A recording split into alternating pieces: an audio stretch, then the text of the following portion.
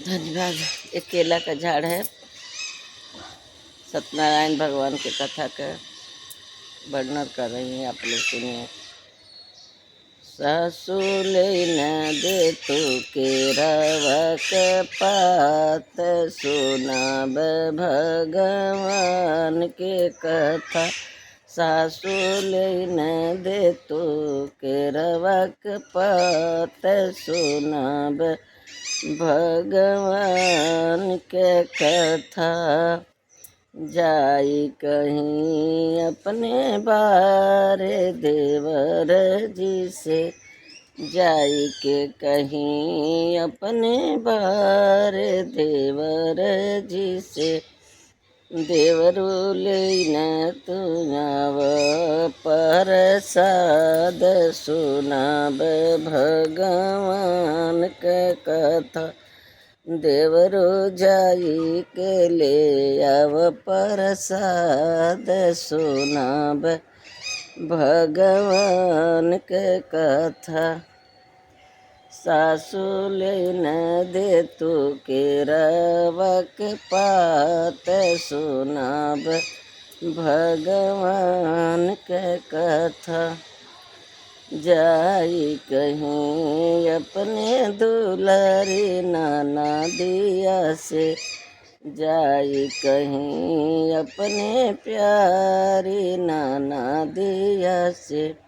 ननदी गोड़ावा में रंग न लगाव, सुनाब भगवान के कथा।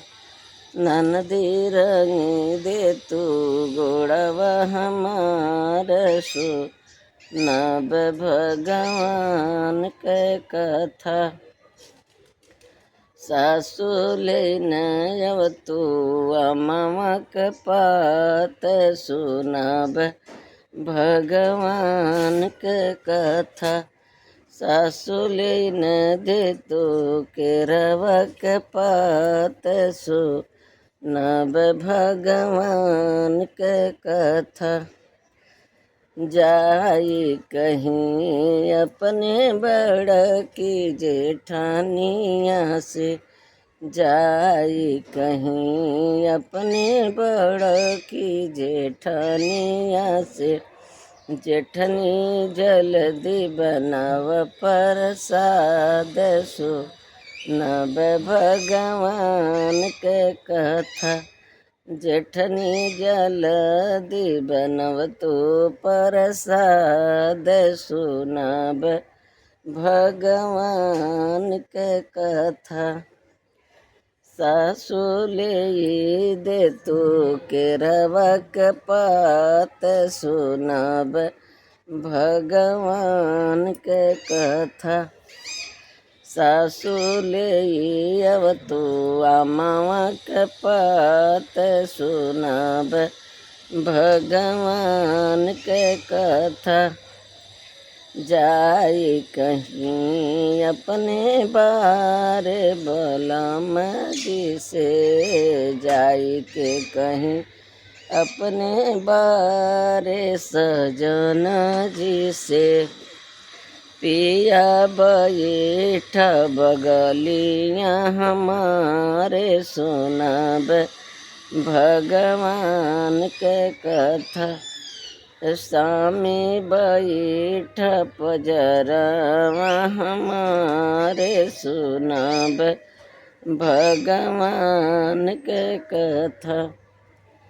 सासु ले दे तू केरावक पात, सुनाब भगवान के कथा। जाई कहीं वही नाउन ठकुराइन से, नाउन घरे घर से सखिया बोलावा, सुनाब भगवान के कथा। नाउन घरे घरे विजय जनाव, सुनाब भगवान के कथा।